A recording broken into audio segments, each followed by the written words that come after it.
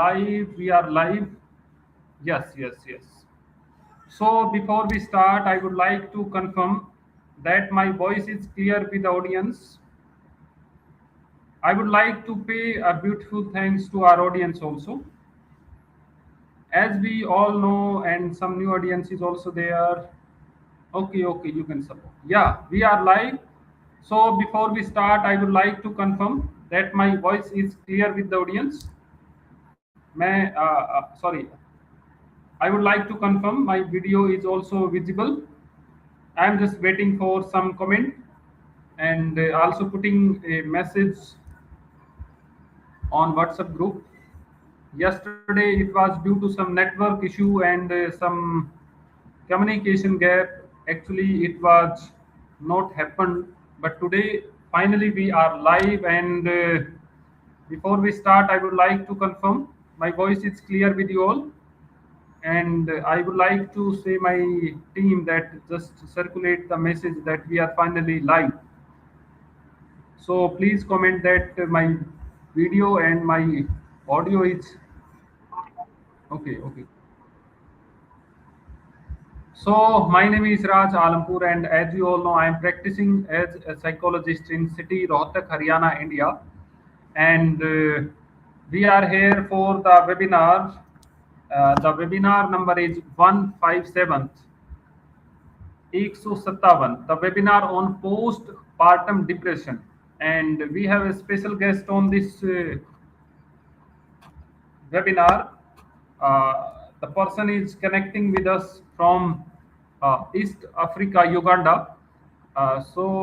Before we start, I would like to say that you can also visit our previous webinar on the same YouTube channel. Right now, we are live from India on our YouTube channel, on our official Facebook page, as well as on LinkedIn. So today we have a special guest, as you all know, that Dr. Roger we have. I would like to invite on screen. Dr. Roger is connecting from Uganda. He is the psychologist in C-Care IHK. That is a medical and a kind of hospital setting in the area. One of the reputed, I think, I yesterday visit on the website, and the person is having already a seminar with us on the rapport building. But today Dr. Roger is going to discuss on the postpartum depression. Actually, there may be a cultural and the language issue, but I request with Dr. Roger that he will try to fix. Actually, the basic audience belong to the India as well as on the another country also, but the main audience belong to India itself. So, first of all, Dr. Roger, I would like to welcome again on Personality Care Foundation. I welcome you, and it's our honor that you are connecting from Uganda. And I think my voice and my communication is clear with you. Is it clear with you? Yes, I can hear you. Okay, so Dr. Roger, now it's over to you. You can start on your topic that postpartum depression. Thank you so much for joining, and I would like to pay thanks a lot. Okay, we can start. Thank you so much for this opportunity. Then I will say we can begin from here. Normally, what happens is that mothers go through a lot after giving birth, and so most of them, so we may even say that 1 out of 7 amongst the mothers who give birth, most of them experience postpartum depression. So this is a kind of depression that occurs after someone has given birth to a child. But of course, sometimes they say we need to first understand what depression is.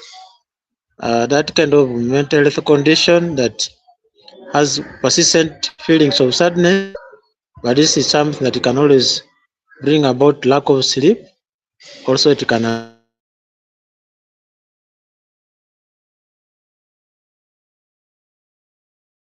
it is something that you're focused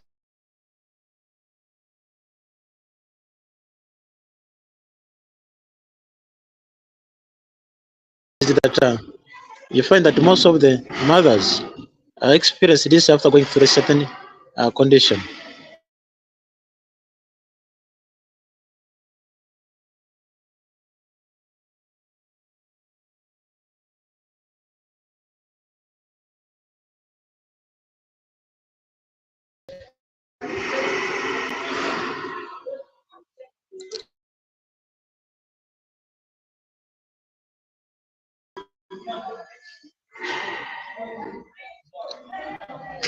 So we need to know what they call the signs of depression during the time when someone has given birth. I can't see that the slides. Kindly display them.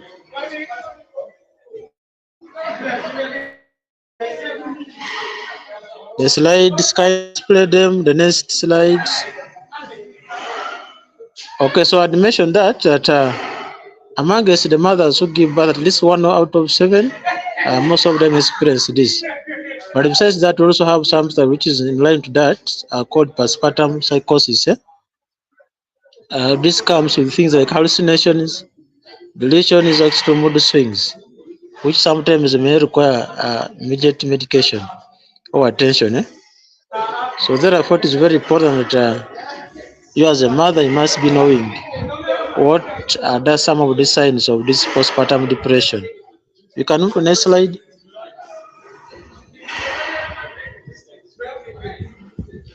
So some of the signs are things like someone feeling down or hopeless most of the days, and someone may lose interest in activities. Sometimes they look lack of pleasure or happiness. Others have changes in sleep or appetite. Where you said sometimes you can have less sleep, and sometimes you can also eat less. So it depends. You can even have people who can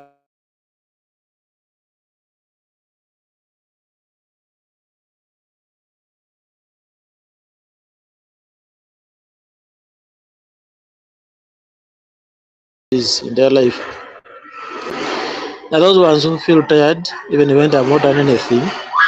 Others have low energy. There are also who struggle concentrating. Most people will have what we call negative self-talk. Others have persistent sadness, like I mentioned, less self-worth. The most dangerous part is when someone has what we call suicidal thoughts, feeling that it would be better when they are not in this world.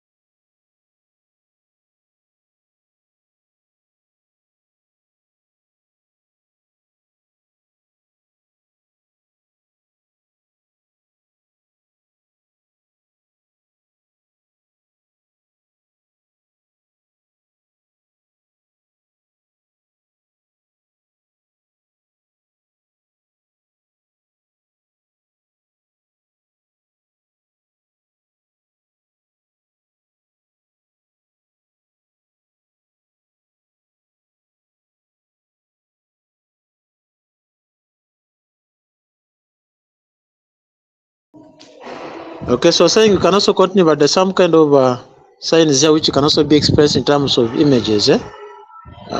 Can I get back? Okay, in terms of images, you have things like someone who may have what to call a mood disturbance. The way how you see that image, the person who looks tired or fatigued. Others may talk about guilt, work situation which I had mentioned already, and then loss of pleasure, including poor sleep and appetite. So we said the extreme part of it is having suicidal thoughts, and this is very common amongst the mothers who have given birth. We can push on next slide.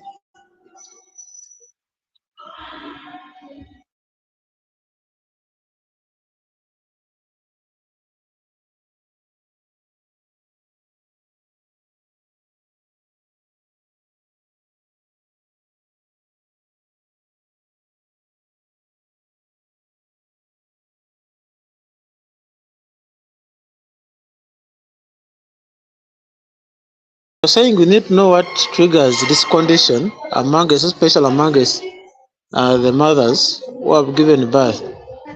Some of them are saying lack of partner or social support from your partner. Some people may have the history of mental illness in the past, and others may have what we call unplanned pregnancy. For example, you just get uh, pregnant but not sure how it came about. Then those who are not able to sleep, it can also trigger the condition. Uh,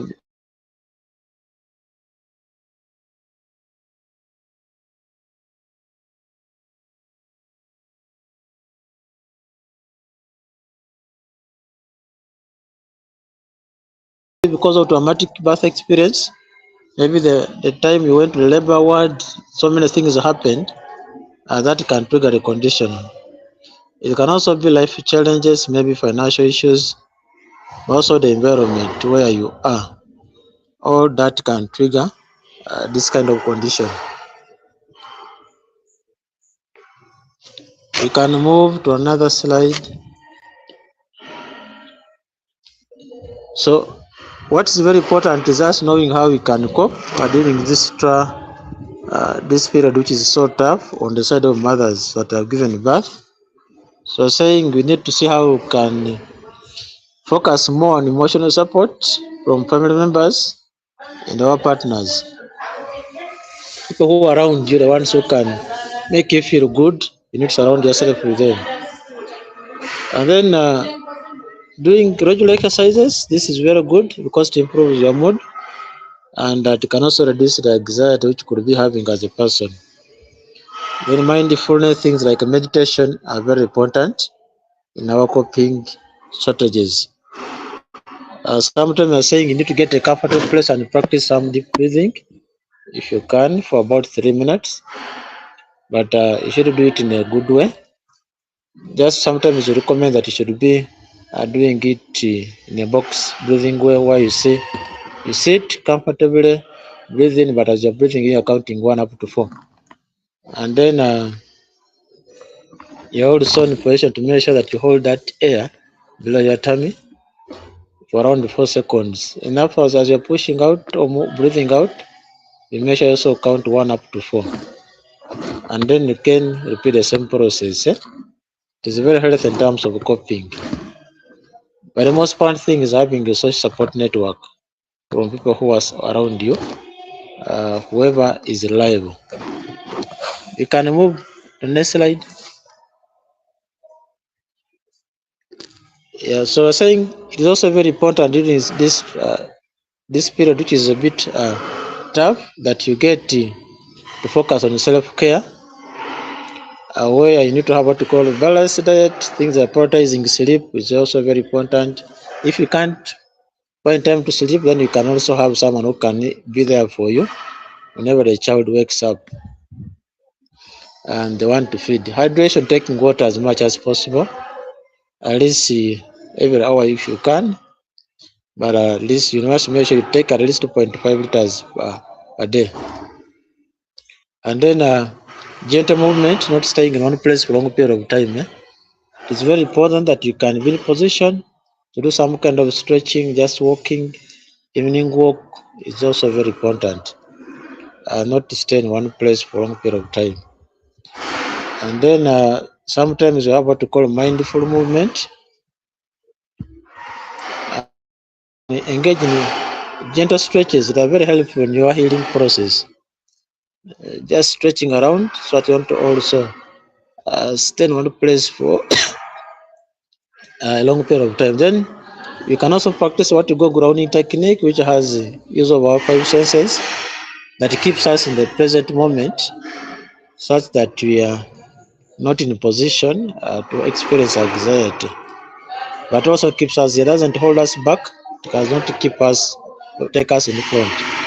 So you say five things you can see, four that you can touch, three that you can hear, and two that you can smell, plus the last one which you can taste or you like about yourself. So it's very important because it keeps you here in the present moment, such that you don't focus on things which are coming ahead of you and what is in the past. For example, you may have had a bad experience in the past. For us to move away from that is to use what you call the grounding technique. It's very helpful and helps us in coping. We can move to the next slide. So saying amongst all the things you have shared for in terms of coping, you need to choose what thing works for you, because not everything can work out for everyone. So you need to choose three things that you can work on every day, as long as they make you feel good. Because I'm saying if you're prioritizing self-care, then you need to choose things that you'll do that make you feel better or become better. Then along the way, when you say that some things are not working out for you, you can reflect and adjust so that you think you can pick on what you think will work for you. And that's very important. So that requires reflecting and adjusting. And then next slide. Yeah, so saying talking about meditation, which is also part of mindfulness. This is how someone can do it. This is very practical. That you need to get a comfortable place where you can sit, and then you start breathing in. But you should also see how to connect your breath to the whole body. Just notice how you're feeling at that moment, and that can still help you to make yourself not to minimize, or maybe you have the issues of racing thoughts, which are not easy to manage sometimes. But you can calm yourself down by just doing that until you keep peaceful in the present. So that you don't focus on the past. But you need to get a safe place where you can practice this from. This can be your room or maybe even outside, sit in the compound. It is very healthy.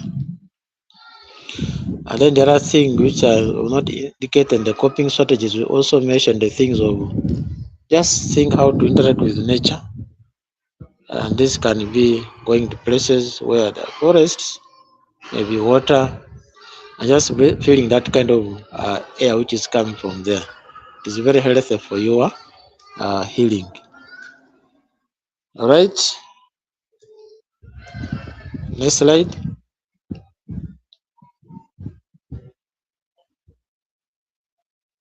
Hello, next.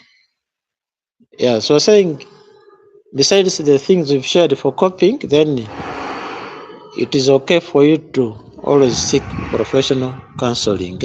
If you can access that, is very helpful in terms of healing.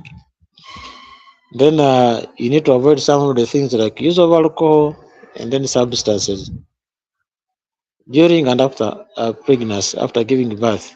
Stressful environments needs to be avoided, and maybe you can only just make sure you focus on your gadgets alone, not focus on your partner's gadgets, because it can always affect you when you find something that is maybe shocking or surprising on your partner's phone. So it is very okay that you can limit some of these things so that you see that in position to take care of yourself. All right.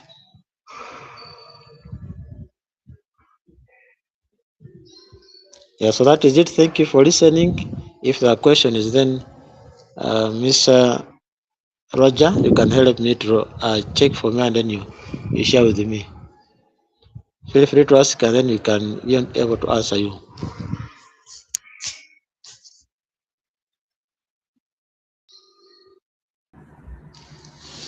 So, I would like to pay thanks to Dr. Roger for such a simple and wonderful presentation. The video is off due to the network issue is happening, I think due to long distance or I don't know. When we on the video, switch on the video, then there is a discontinuity of the network and unable to Mm. connect and we have to join Dr. Roger again and again. So that's why the video is off Dr. Roger. Mm. So I would like to pay thanks to audience also, and if there are any question related to the topic that you can just put on the comment, and we are here to help related to the topic. And uh, I think I have a basic question uh, with Dr. Roger that I'm just highlighting it on the screen also that sir, are you able to watch that in your own words? Why do you think that it is important to openly discuss about the mental health after the childbirth? In India especially, it is a stigma. So what do you say?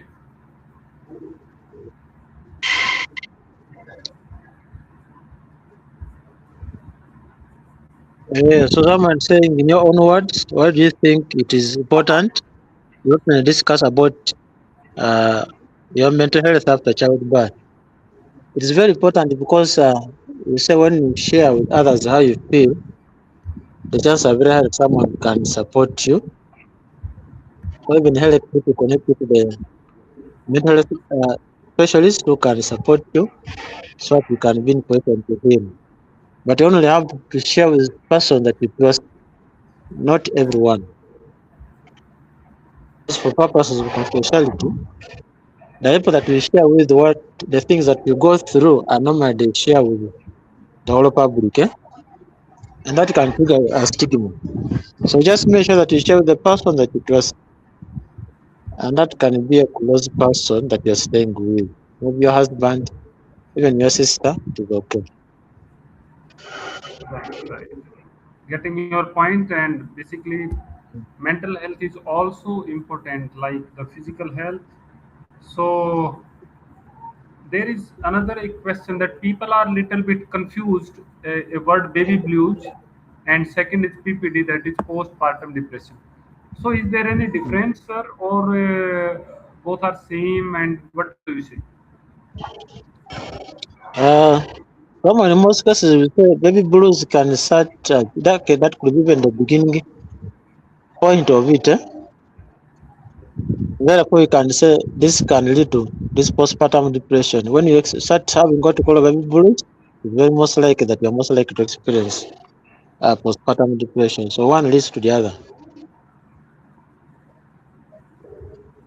Right, right, right. So in your uh, in your country, sir, there are some same psychologist who is diagnosing the postpartum depression or any disorder or something. What kind of degree they should have in your area, especially Uganda? That what kind of degree a psychologist or any mental health professional should have? Mm. So for this case, in Uganda here, normally the assessments are normally done by clinical psychologists. The one with one person to determine that the person could be going through this, but through assessment with specific tools. And sometimes it could be done by the medical doctors themselves who are on labor ward. Because a mother could come back and experiencing serious challenges, and therefore they can tell maybe they can recommend that you need to see a psychologist. That's when someone can do assessment to discover whether the person has postpartum depression or not. The normally done by clinical psychologists who have masters in psychology. clinical psychologist can diagnose. Is it? Yeah, clinical psychologists are the ones who do, but normally they have what we call a master. Okay, okay, okay. That's good. So, in your area, we can say in Uganda, what kind of professional degree should have a clinical psychologist? Yes, please. In your Uganda, sir, in your East Africa, especially, what kind of qualification or degree should have of a clinical psychologist?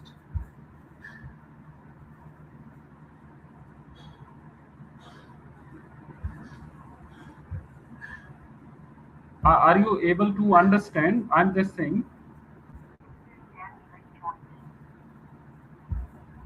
Uh, yeah, yeah. Hello, Roger. Am I audible to you? Yes, I can hear you. Yeah, I'm just asking for the reference that a clinical psychologist have what kind of degree in your country? What are the Mm. qualifications of a clinical psychologist? Yeah, you need to have a master's in clinical psychology. Sorry, sorry. You must I'm have a I'm master's. Mm.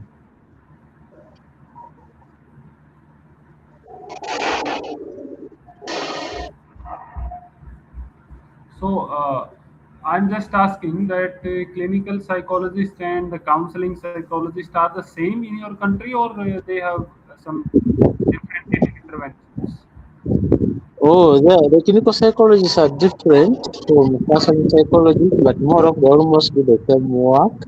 All that counseling psychologists offer therapy that clinical psychologists may not do.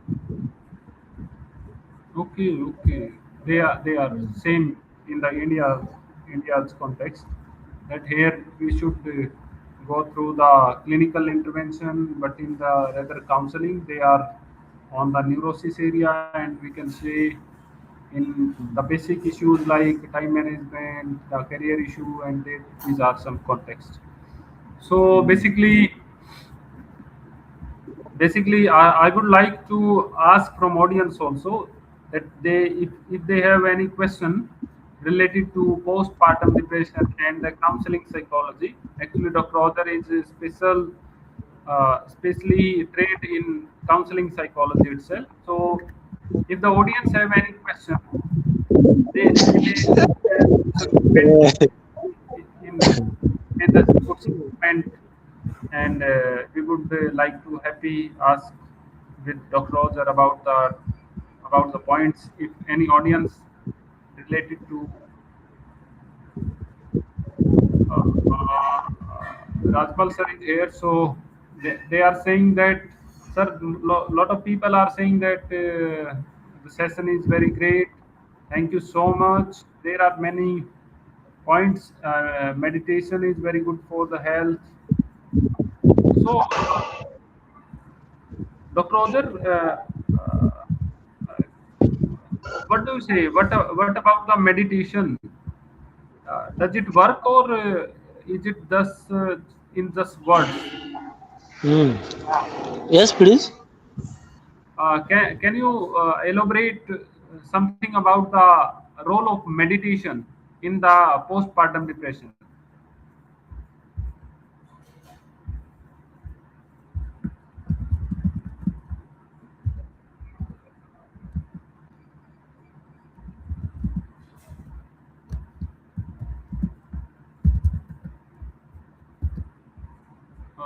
I think, sir. Okay, okay. So, on screen. So, Dr. Ozer, I'm Yes, I'm just please. I'm just asking that what is the role of meditation in the postpartum depression?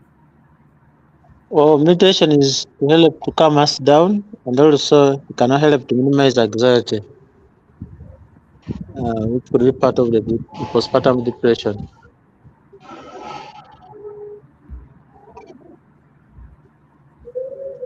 So this is, I think, meditation slide. To help us just calm down, and you can also minimize the racing thoughts. Eh?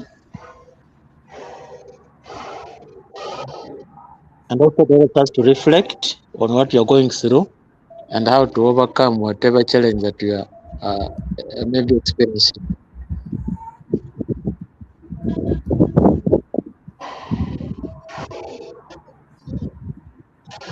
Hello, is that clear? Yeah, is it clear? Yeah, it is totally clear. So, in you are the scholar of psychology. So, what topic you choose, sir? Yes, now it's through. I think What? we can always prepare and then have another session maybe, if possible, in the coming month. Okay, okay, that's good. So, you have submitted your thesis. Yes, please. Do you have submitted your thesis of PhD? I'm having something which I'm working on that I'm about to finish. Okay, okay, okay. Okay, I'm in the final stages. Sorry, sorry, I didn't hear from your side. Is it this one? I'm working on something which I'm finalizing, and that Okay. means the videos may be coming out anytime.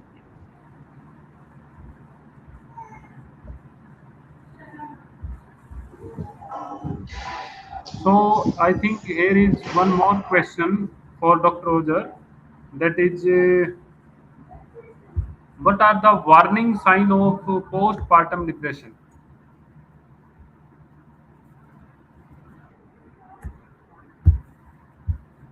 I think that's all.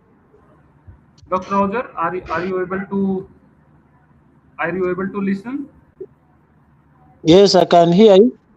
Yeah, sir. There is one more question. That is the common warning sign of postpartum depression.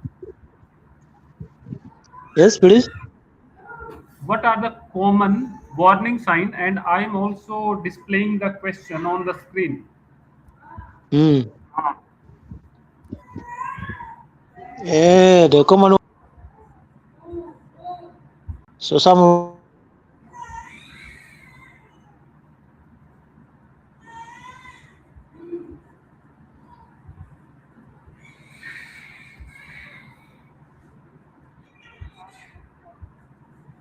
when you have what you call a mood swings, but that should be for the past 2 weeks. Mm. Mood swings for the past 2 weeks. When you have feelings of sadness for a long period of time, you feel you are tired, but there's no cause for you being tired. Or sometimes when you're moving, you have low energy. Those could be the warning signs. Right. So, doctor, what about the stigmatic environment in your country? Does mental health matters in your country, or there are some stigma that mental is not important? What do you say? In terms of maybe you say sometimes when someone goes to seek for help, uh, people may see them as maybe something which is not okay. So sometimes it makes them to fear because they don't want to be judged by the community. Yeah, Even when someone is having something they're going through, they fear simply because of stigma. of course. Even in India, in these days, especially last So from stigma.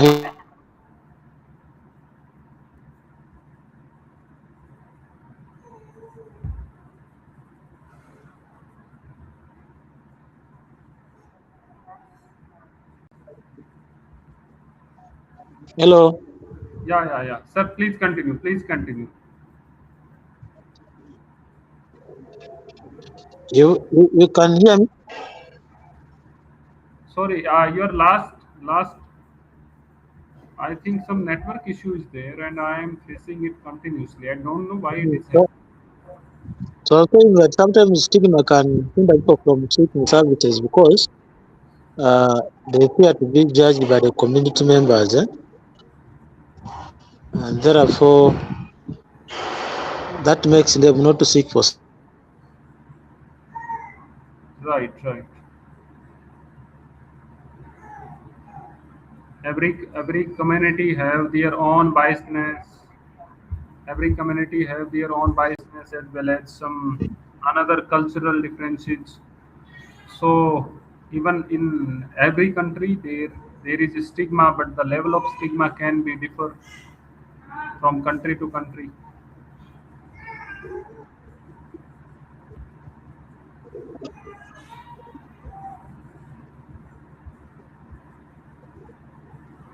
So in last, Dr. Ozer, what would you like to say to our audience of India about yourself, your journey, and the topic?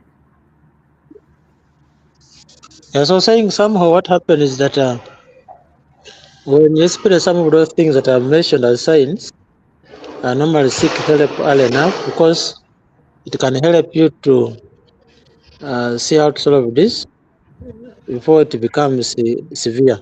Because severe becomes to bring what to call side effects. So when you manage it early, you can be in position to live a better life than the person who is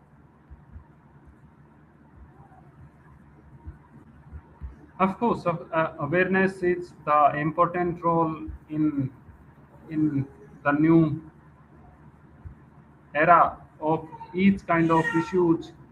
In the initial time, there are a lot of stigma related to many points, but right now, stigma is going in low. Stigma is happening, but at that level, the stigma is not there, but continuously people are making effort, they are doing their own role, they are doing their own jobs at their own level, they are making some efforts. So in the same area we are making effort to reach more my gadget people. is shutting down soon. The gadget is shutting down soon. The battery. So Dr. Other, you also work with the hospital. So how is your experience with the hospital that physical or the medical professional are doing their job, and everybody is very aware that I should go for the dentist, I should go for the cardiologist in the same area. What do you say when people are The facing mental health issue? experience is good because the normally refer patients to us, and Okay. that is very okay. On that I'm running out because my battery is shutting down. So I don't know how you can end. I have no power here. Okay, okay, okay. No, it's okay, and I think it was more than a webinar. Actually, basically, after the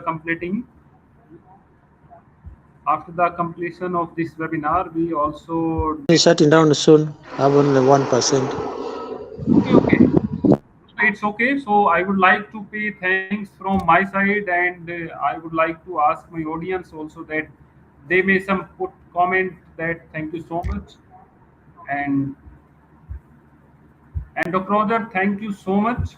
It was amazing, and I really appreciate your effort. I can understand the network issue you are facing. Don't worry. Thank you so much. There actually from yesterday we are making effort to connect with Dr. Roger, but due to some I don't know the network issue or the technical or the communication, I don't know why it was happening. But today, Dr. Ozer make effort, and maybe some language barrier or some issue were there in the session. But I hope you really enjoy the interview area, the interview section, as well as some PPT I display on the screen. So that was all about the postpartum depression.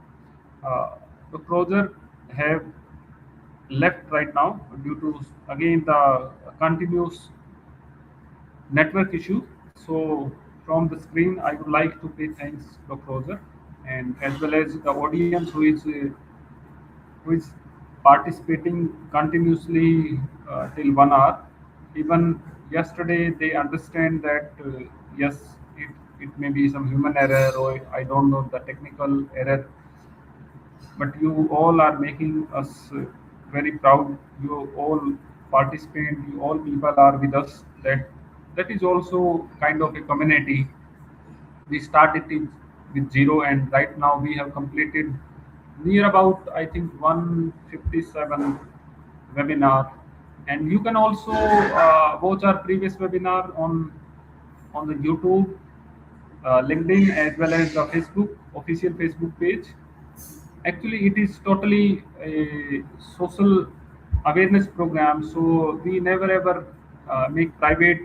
We never ever make the live session unlisted. Actually, the main purpose, the objective behind the webinar is just only to create awareness, to create insight, to reach with that level of people where a lot of people think that mental health is kind of a facility. It is a status. Actually, mental health awareness is happening,